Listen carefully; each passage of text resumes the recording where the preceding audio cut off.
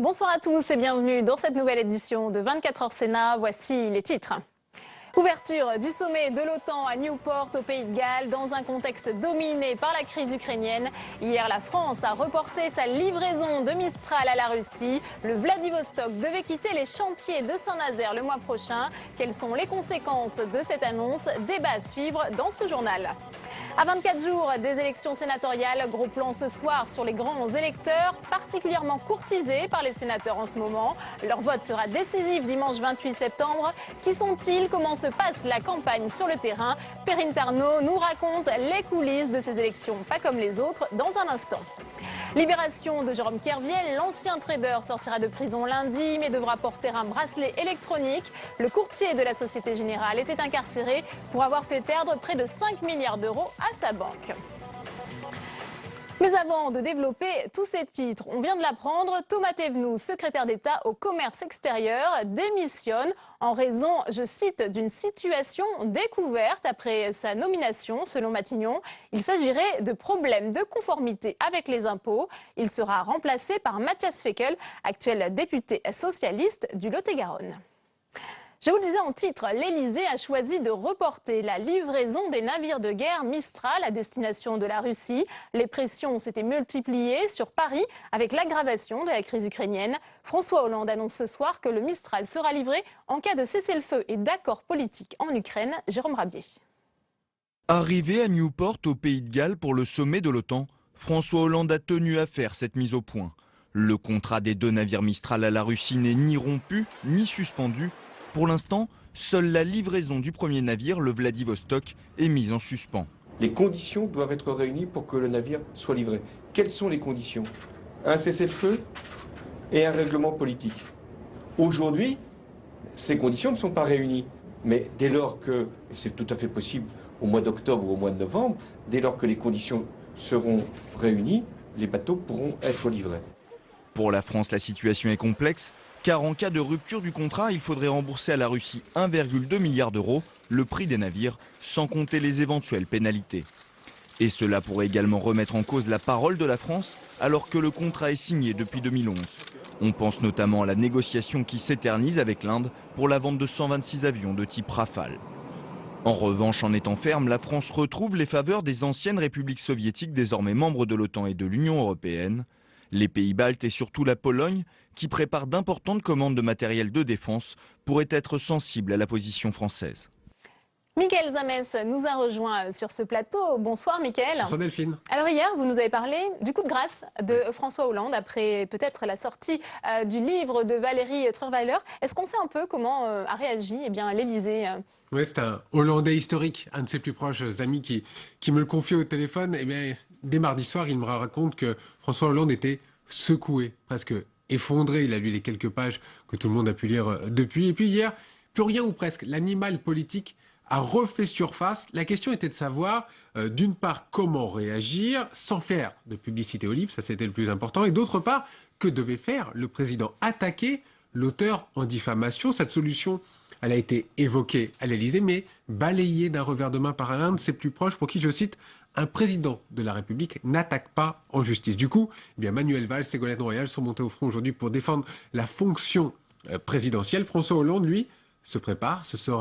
Sa réponse est attendue pour le 18 septembre prochain. C'est lors de la conférence biannuelle qui aura lieu à l'Élysée. En attendant, eh bien, il regardera de très près les sondages. Sa cote de confiance qui a été évaluée par l'Institut TNS-Sofres aujourd'hui, c'était avant la sortie du livre, mais juste après le remaniement, eh bien, elle atteint à peine 13%. C'est du jamais vu. On parle à présent, Mickaël, d'un autre président de la République, le précédent.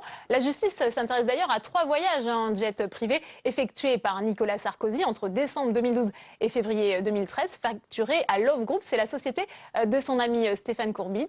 Et donc, ces frais ont été découverts à la faveur d'une enquête sur un trafic de stupéfiants. Alors, Mickaël, on sait peut-être que Nicolas Sarkozy a jusqu'au 30 septembre pour se porter candidat à la présidence de l'UMP. Est-ce que vous pouvez nous dire un mot sur ce suspense insoutenable? Ouais, je sais, on n'en peut plus d'attendre. Eh bien, ça ne sera pas pour ce week-end. Pourtant, il y a eu des rumeurs comme quoi il pourrait aller à Nice pour l'organisation des militants proches de Nicolas Sarkozy, cette fameuse association, les Amis de Sarkozy. C'était dans l'air du temps. C'est non, il n'ira pas à Nice, c'est tranché.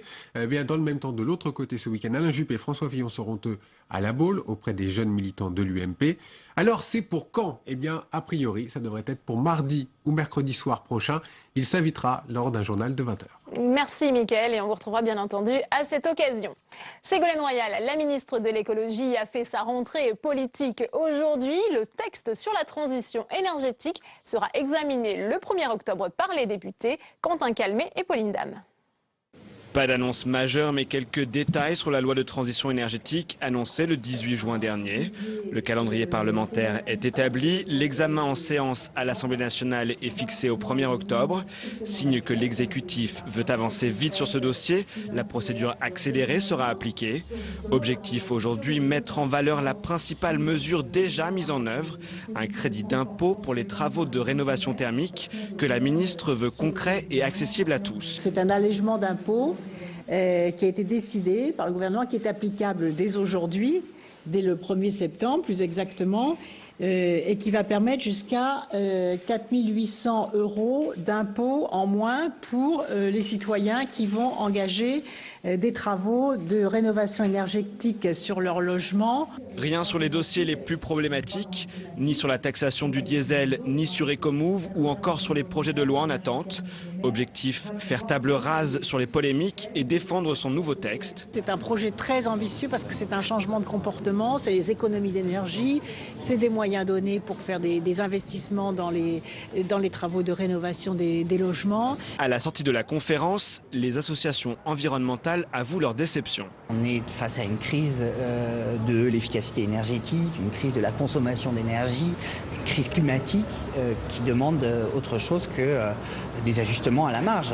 Il faut accepter de changer de modèle, il faut accepter d'aller plus loin. Sur de nombreux sujets, Ségolène Royal renvoie aux arbitrages du Premier ministre, manière d'éviter toute prise de risque. Et on ouvre à présent notre page consacrée aux élections sénatoriales avec cette candidature, celle de Jean-Noël Guérini, le président du Conseil général des Bouches-du-Rhône. Il a présenté aujourd'hui à Marseille sa liste pour les élections sénatoriales de septembre. Une liste autonome, comme il dit, pour celui qui dit ne plus se reconnaître dans le Parti socialiste. Rappelons qu'en 2012, le Sénat avait levé son immunité parlementaire. Il est mis en examen pour association de malfaiteurs, prise illégale d'intérêt et trafic d'influence. On l'écoute. Je suis bien dans ma tête, je suis bien dans ma façon d'être, de penser, de faire la campagne électorale. Faites confiance à la justice. Moi, je fais confiance à la justice de mon pays. Ne précipitez pas les choses. En revanche, celle qui avait un temps envisagé sa candidature comme sénatrice représentant les Français de l'étranger, Ramayad, ne se présentera pas au sénatorial. C'est une information de nos confrères du Point. Démission de Gisèle Prince, la doyenne des sénateurs socialistes. À 81 ans, elle a jugé qu'il était temps de passer la main. Sénatrice de la Moselle depuis 1996, elle sera remplacée le 1er septembre par Jean-Pierre Masseret, 70 ans, président du Conseil régional de la Lorraine. Perrine Tarn nous a rejoint sur ce plateau. Bonsoir Perrine. Bonsoir Delphine. Alors on va parler ce soir des grands électeurs qui sont particulièrement courtisés en ce mois de septembre. Comment ça se passe sur le terrain? Est-ce que vous avez eu quelques échos de cette campagne? Vous voulez dire le climat politique ou comment se passe une campagne des sénatoriales? Comment se passe une campagne des sénatoriales? Oui, bah alors pour les 178 têtes de liste de ces sénatoriales, 178 par nombre de sièges, je veux dire, eh bien il faut aller faire campagne auprès des grands électeurs. On peut peut-être rappeler qui sont ces grands électeurs. À 95%, ce sont des élus municipaux, plus les députés, les conseillers généraux et les conseillers régionaux. Sur le terrain, eh bien ça se passe comme une campagne normale, sauf que là, il faut aller séduire ces grands électeurs, donc essentiellement les maires, les conseillers municipaux et les sénateurs potentiels vont les voir en tête-à-tête, un par un, pour soit leur vendre leur bilan de parlementaire si ce sont des sénateurs sortants, soit pour les convaincre de leur accorder leur confiance et faire basculer tel ou tel siège à droite ou à gauche. C'est donc un travail de terrain. Vous parliez de tête-à-tête. Il n'y a pas de meeting ou de réunion publique comme pour une élection normale? Non. Un sénateur me confiait ce matin qu'ils essayent parfois d'organiser des réunions communes au niveau des intercommunalités. Mais les maires aiment bien que les sénateurs viennent un petit peu les séduire dans les bureaux, viennent voir comment fonctionne leur commune, viennent se rendre compte sur leur terrain, sur le terrain des réalités. Et donc finalement, ces réunions communes au niveau des intercommunalités, ça ne marche pas tellement.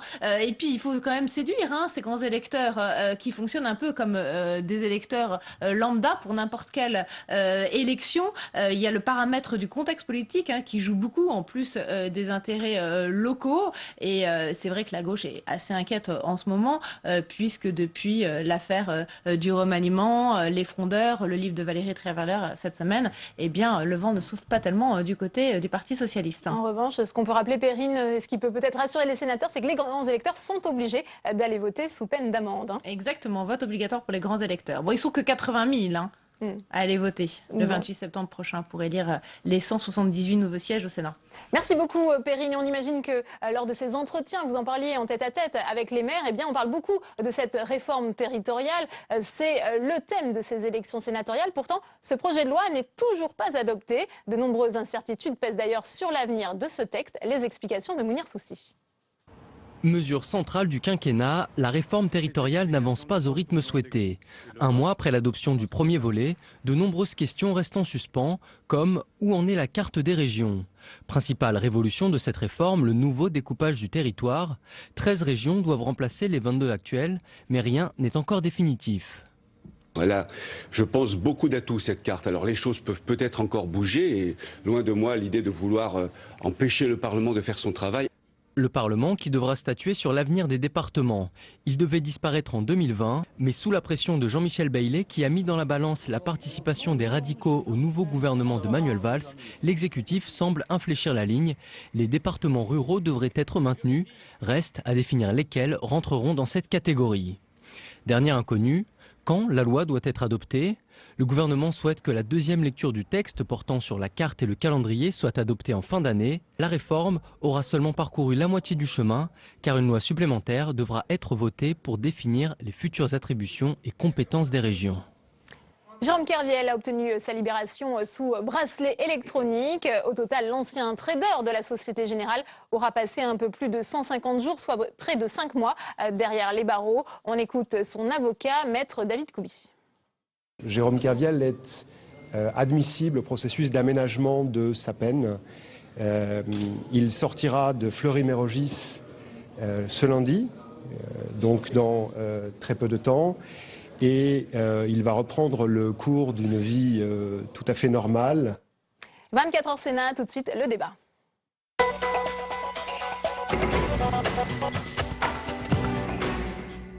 La soixantaine de chefs d'État et de gouvernement réunis en ce moment même à Newport, où s'est ouvert le sommet de l'OTAN, est donc appelé à conforter son aide militaire à l'Ukraine et envoyer un message de fermeté à la Russie. Dans ce contexte, la France attend que les conditions d'un cessez-le-feu et d'un accord politique en Ukraine soient réunies pour livrer le Mistral. On va en parler dans un instant avec nos invités ce soir. Mais avant cela, nous sommes en ligne avec Ronan Dantec, sénateur Europe Écologie Les Verts de la Loire-Atlantique. Bonsoir Ronan Dantec. Bonsoir. Alors, dans votre département, eh bien, c'est là où se fabrique le Mistral sur les chantiers navals de Saint-Nazaire. Apparemment, les ouvriers sont inquiets et stupéfaits. Est-ce que vous soutenez pour autant la décision française de suspendre cette livraison? Oui, les écologistes, notamment à travers nos députés européens, s'étaient prononcés déjà au mois de juin pour la suspension de cette livraison. Je crois qu'on ne peut pas livrer des armes aujourd'hui à la Russie. Il faut faire pression sur la Russie pour une solution négociée en Ukraine. Donc je crois que c'est une décision tout à fait logique et sur laquelle nous nous étions déjà exprimés il y a plusieurs mois. Maintenant, effectivement, il faut penser à l'emploi à Saint-Nazaire. Donc l'inquiétude des salariés est tout à fait légitime. Je voudrais moi juste insister en quelques secondes sur un autre dossier qui est en difficulté aujourd'hui à Saint-Nazaire, qui est le dossier du nouveau navire à propulsion gaz liquéfié de Brittany Ferry, qui n'arrive pas à boucler son tour de table financier et qui met les chantiers en difficulté sur leur plan de charge entre maintenant et les prochains paquebots. Donc on imagine que dans ce contexte de difficultés financières, on ne peut pas vraiment se passer d'un contrat de plus d'1 milliard d'euros, Ronan Dantec. Je pense quand même qu'on n'est pas en dehors du monde, c'est-à-dire qu'effectivement, on ne peut pas aujourd'hui livrer à la Russie. Donc je crois que dans l'ordre 1, il faut que l'État agisse très vite sur le tour de table du projet de Britannique-Ferry, qui est en plus un projet plutôt écolo, avec des bateaux moins polluants. Et donc ça doit aller très très vite pour qu'il n'y ait pas de rupture de charge sur les sous-traitants qui avaient prévu ce projet. Et pour les Mistral, moi je crois que tout de même c'est une suspension. Je pense qu'on va finir quand même par trouver une solution en Ukraine. Je crois qu'il faut être ferme aujourd'hui avec les Russes, mais je crois que les Russes comprennent que les sanctions économiques européennes sont intolérables pour eux. Donc je crois qu'on se rapproche enfin de la table des négociations. Donc quand il y aura un véritable accord respecté en Ukraine, on pourra livrer les Mistral. Mais pour l'instant, je crois que c'est logique et normal, et nous soutenons la décision que le gouvernement ait suspendu cette décision. Mais ça n'aura, à mon avis, pas de conséquences énormes. D'ailleurs, le travail ne s'arrête pas sur les chantiers. Néanmoins, si jamais on devait aller vers une annulation de cette commande, je pense que la question européenne serait posée. Je crois que la difficulté de l'ensemble de ce dossier, c'est aussi qu'on n'est pas sur une politique européenne, mais uniquement avec des États très engagés, ceux qui sont membres du Conseil de sécurité, et qu'il faudrait donc aussi que l'Europe participe au plan de financement si les Mistral n'étaient pas livrés à la Russie. Eh bien, merci. Merci Ronan Dantec d'avoir été par téléphone depuis Nantes avec nous. Alors on va effectivement poursuivre le débat en plateau avec nos invités ce soir. Hélène Conway-Mouret, bonsoir. Vous êtes sénatrice socialiste représentant les Français de l'étranger. Merci d'être avec nous. Avec nous également sur ce plateau, Yves Pozzo di Borgo, sénateur UDI-UC de Paris. Bonsoir. Alors Hélène Conway-Mouret, est-ce que cette vente, qui n'était pas la bienvenue pour les Américains, est-ce que finalement on peut dire que c'est la France qui a cédé aux pressions des alliés de l'OTAN ? Non, je crois qu'il faut arrêter le psychodrame. Et finalement, la France n'a pas besoin d'être affaiblie de l'intérieur avec un vocabulaire très fort où on parle d'annulation alors que ce qui a été dit après le Conseil de défense à l'Élysée, c'est qu'à ce jour, les conditions ne sont pas réunies. À ce jour, veut dire que demain, on espère que les conditions le seront pour que le contrat soit honoré. Écoutez, la balle est dans le camp russe aujourd'hui. Principalement, je crois que la France et, de façon générale, l'Europe et les Américains font preuve de fermeté quant à l'attitude de la Russie vis-à-vis de l'Ukraine. Et nous comptons sur cette fermeté pour que la politique russe s'infléchisse et que ensuite, eh bien, je crois que ce n'est pas de gaieté de cœur que l'Union européenne applique des sanctions. Ce n'est pas de gaieté de cœur que la France doit durcir finalement son discours vis-à-vis de la Russie. Oui, mais les sanctions russes n'imposaient pas la mise entre parenthèses de ce contrat. Bien sûr que non, mais enfin, je crois que finalement, ce qui a été dit par le président de la République est une décision mesurée qui prépare l'avenir.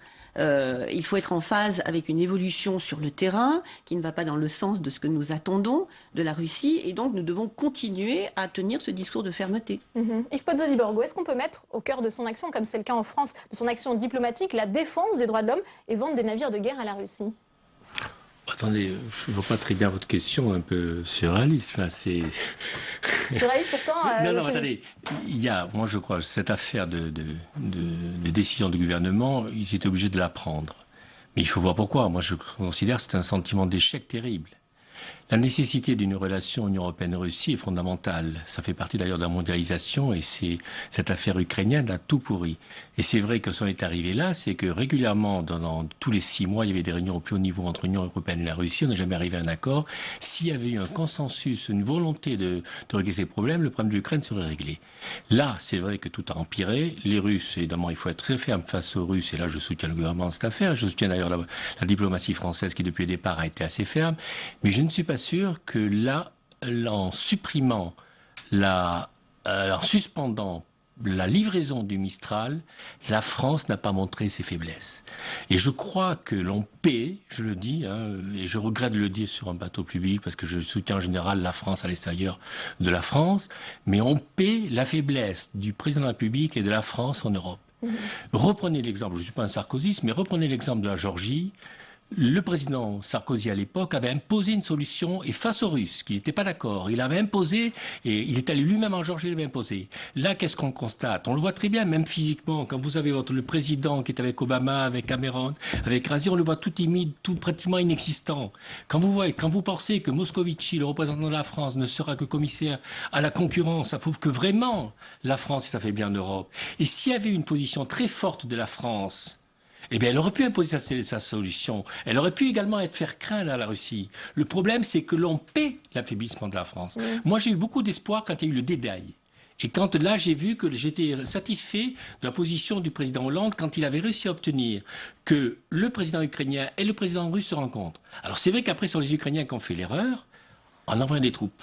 Alors évidemment, les Russes ont répliqué, alors ils peuvent nous raconter tout ce qu'ils veulent. C'est vrai qu'ils envoient des troupes russes actuellement et qu'il faut être ferme et que le processus... Est-ce que vous pensez que la France est affaiblie dans cette affaire? Non, mais enfin, quand j'entends que Nicolas Sarkozy a montré ses muscles et les Russes ont tremblé, après l'histoire de la Géorgie, en 2011, Nicolas Sarkozy a conclu cette histoire en signant le contrat qui, aujourd'hui, doit être honoré. Donc je crois que la politique française à l'international, je crois, est assez stable depuis des années. Ce que la France défend, c'est la paix et la stabilité et la sécurité de l'Europe, de ce continent, mais du reste du monde. Je crois que là, il n'y a pas d'inflexion dans la politique française. Et je pense que le président Hollande est complètement en phase avec un développement qui, malheureusement, est assez exceptionnel. Et c'est vrai que, comme je disais tout à l'heure, il préserve l'avenir. Il dit bien, c'est à vous, partenaire stratégique qu'est la Russie, aujourd'hui d'infléchir votre politique vis-à-vis de l'Ukraine, parce que sa souveraineté aujourd'hui est menacée et que c'est insoutenable. Donc je crois que... On voit bien, il y a plusieurs lectures dans cette affaire, à la fois politique, diplomatique, mais d'un point de vue... Mais sincèrement, enfin, c'est quand même pas la vente de 2 bateaux qui va changer la politique international, ça fait partie d'un package. Et aujourd'hui, ce que le président dit, c'est que jusqu'à présent, nous avons défendu la position française d'honorer ce contrat. Aujourd'hui, ce que l'on dit, c'est que les conditions ne sont plus celles qui existaient il y a quelques mois encore, parce que la Russie n'a pas bougé, mais que demain, si elle bouge, le contrat sera honoré. C'est tout. Je crois qu'il ne faut pas tout mélanger. Oui, mais on est tout à fait d'accord, le gouvernement est obligé de faire ça, et bon, il ne peut pas faire autrement. Mais c'est par la multiplication de sa faiblesse qu'on est arrivé à cette situation-là. Mais la faiblesse tout simplement du président qui ne représente plus qui n'a plus le poids qu'on avait en France. C'est le problème de l'Europe, c'est qu'en Europe, il faut avoir du poids. C'est la crédibilité aussi, la fiabilité de l'industrie française de l'armement qui est remise en cause. Bien sûr, quand vous pensez, on s'interroge aussi, on a dans la loi de programmation militaire, on a besoin de la vente des Rafales. Moi, je m'interroge sur le contrat qu'on a en Inde. Et c'est vrai que si l'Inde n'achète pas nos Rafales, on va être obligé d'acheter beaucoup plus cher les Rafales français. Déjà qu'on a des problèmes avec les APEX, vous savez très bien. Attendez, laissez-moi terminer. On sait très bien qu'on a des APEX avec la loi de programmation militaire qui n'est pas financée. Si en plus de ça, on rajoute un prix des Rafales plus cher, prenez-vous l'Inde. L'Inde, c'est des alliés traditionnels de la Russie. Bon, qui nous prennent une surprise et qui disent qu'ils le prennent, tant mieux. Mais en même temps, quand vous achetez des armes, vous n'avez pas envie qu'après, le pays qui vous vend des armes, soit suspende le contrat, soit dise, mais nous, on ne vous donne pas les éléments technologiques pour continuer, comme l'avait fait à l'époque la France avec Israël. Donc c'est pour ça qu'il faut faire attention. Ça peut avoir un impact sur la vente future de Rafale, notamment auprès des Indiens, des Saoudiens, c'est ce qu'on dit, qui peuvent un peu s'interroger sur la crédibilité, la fiabilité de la France. La France n'a pas dit qu'elle annulait le contrat. Il faut arrêter, je vous dis, de jouer le psychodrame continue en France pour affaiblir notre position. Je crois qu'aujourd'hui, ce que nous avons politique américaine, allemande et britannique qui ne sont pas la politique française. Je crois que je crois que ce que le président Hollande dit aujourd'hui, c'est qu'il se réserve la liberté et le droit de prendre sa décision le moment venu. Il n'est pas à la solde des États-Unis. C'est vrai qu'il y a une pression très forte aujourd'hui de la part des Occidentaux, mais il faut quand même ne pas oublier que ceux-ci n'ont pas les mêmes intérêts économiques. Et on voit bien aujourd'hui le rappel qu'ont fait les syndicats. Ils ont tout à fait raison, avec l'impact social et économique localement. Tout cela... Votre collègue socialiste, on a entendu Ronan Dantec, mais Yannick Vaugrenard, qui est le sénateur socialiste de Loire-Atlantique, disait que les salariés ne doivent pas ne doivent pas être la variable d'ajustement de la diplomatie française. Justement, dans ce que Angela Merkel dit ou dans ce que Barack Obama dit, on n'a pas là les éléments français. Donc on dit qu'on suspend pour l'instant parce qu'on ne peut pas faire autrement. On disait que le Mistral ne devait pas rentrer dans cette négociation. Et c'est la faiblesse de la France qui oblige maintenant à intégrer le Mistral dans ses sanctions. Il faut savoir que les sanctions, par exemple agricoles, c'est le chiffre de Bruxelles qui est tombé cet après-midi, va coûter 5 milliards à l'agriculture européenne et en grande partie en France. Il faut savoir que les sanctions touchent très peu les Russes, touchent essentiellement les Européens. C'est-à-dire que j'ai pas compris. Il fallait être ferme à l'égard de la Russie. Et là, je soutiens la position de Laurent Fabius qui insistait en disant il faut être ferme à l'égard de la Russie parce qu'il ne faut pas céder. Ce sont des gens qui respectent la force. Mais là où on a été idiot, c'est sur l'affaire des sanctions. Je ne suis pas sûr qu'on ait été vraiment très malin d'imposer des sanctions à la Russie qui nous touche nous. Nous touche au chômage. Mais pas du tout. Mais pas du tout. Parce que on a 10 milliards d'investissements en Russie. Et on a eu un colloque à l'Assemblée nationale, je me souviens, il y a 3-4 mois, les entreprises qui étaient là, qui sont de la Russie, nous disaient, nous, à partir, je ne sais pas si l'on fait, à partir du mois de juin, on va commencer à licencier. Là, il y a eu la Chambre de commerce franco-russe qui est présidée par des Français, on fait un colloque à Moscou, j'attends le résultat, j'ai pas eu les chiffres malheureusement, mais ils commencent déjà à voir les conséquences économiques que ça a. Alors quand vous parlez des marchés en Russie, c'est du chômage en plus, et vous croyez que le problème français actuellement, alors je dis pas qu'il fallait pas être très ferme, parce que c'est vrai que les Russes, dans cette affaire, en font pas mal, mais de là à les diaboliser, de là à se tirer des balles dans le pied, de là à manquer de finesse, et de là surtout à suivre la politique des Américains, je dis, il y a interrogation. Si on n'arrive jamais à un accord sur un cessez-le-feu en Ukraine, est-ce que c'est l'Union européenne qui peut racheter les deux navires? Écoutez, d'abord, c'est beaucoup plus compliqué que cela, parce que les coques des navires ont été apportées par les Russes. Donc, qu'est-ce qu'on va faire? On va leur rendre la coque, on va démanteler les bateaux, on va garder cela, on va payer l'amende. Non, mais donc, je crois que ce contrat est incroyablement complexe, que la position du président aujourd'hui va dans le sens de ce que l'on attend. Et je ne crois pas que l'Union européenne, comme je disais tout à l'heure, a de gaieté de cœur décider des sanctions. Alors après, je suis allée plusieurs fois en Russie et c'est vrai que l'engagement, enfin au niveau bilatéral en tout cas avec nos amis russes, est toujours un petit peu compliqué. C'est un fait culturel, ça passe par le rapport de force. Voilà, c'est comme ça pour n'importe quelle négociation. J'étais engagée dans un certain nombre d'entre elles et je crois qu'il faut jouer le jeu et montrer cette fermeté jusqu'au bout. Alors c'est vrai qu'on en paye aussi le prix aujourd'hui. Je ne pense pas que la France toute seule peut dire à l'Union européenne vous appliquez des sanctions mais pas nous, vous faites ceci. Donc la France est engagée comme ses partenaires occidentaux, je crois, pour la paix, la stabilité, la sécurité du continent européen. On joue le jeu diplomatique, on utilise cette arme-là et on espère qu'elle va payer parce que sinon je crois que le prix sera très très fort pour tout le monde. Il faut Zoni Borgo, effectivement, on va se retrouver avec ces deux navires peut-être. Je considère que le gouvernement est obligé de faire ça, en espérant qu'il y aura un cessez-le-feu, en espérant qu'il y aura un accord sur l'Ukraine, tant mieux. Donc tout ça sera oublié, et tant mieux, et on n'aura pas trop de conséquences. Et les bateaux seront livrés. Ne faites pas comme M. Dantec de rêver, enfin, excusez-moi, on est dans un monde de réalité qui n'est pas un monde de bisounours. Et je suis d'accord avec vous, madame, ma chère collègue, qu'il faut être très fort, qu'il faut être avec les Russes, il faut montrer sa force. Mais je ne suis pas sûr qu'on ait intérêt à montrer sa force en s'affaiblissant nous-mêmes. Et on a peut-être d'autres moyens de montrer sa force, ne serait-ce que par exister en Europe et d'imposer une position européenne qui ne soit pas la position américaine. Je suis persuadé, parce que quand vous voyez les Russes actuellement, qu'est-ce qu'ils disent? Ils ne parlent pas d'un conflit, ils disent un conflit ukrainien, ils disent c'est un conflit Russie-USA. Ils ne parlent pas de l'Europe. Pour eux, c'est existant. Ils nous considèrent pratiquement comme des petits soldats des USA. C'est pour ça qu'il faut conserver mais justement, et je ne suis pas sûr qu'en plus, je suis pas sûr que le fait de se préparer va vraiment les toucher beaucoup. Mais regardez, on va poser la question à notre partenaire, aux internautes de notre partenaire, lenouvelobs.com. La France a-t-elle raison de suspendre la livraison des Mistral à la Russie? Les internautes ont répondu non à 51%, oui à 42%, sur 550 votants finalement. Ah ben oui, ça je va pensais dans que votre c'était... sens, madame. Merci à vous d'avoir été mes invités ce soir. C'est la fin de cette édition. Merci à vous de l'avoir suivi. À 22h, vous retrouvez Sonia Mabrouk. Très bonne soirée.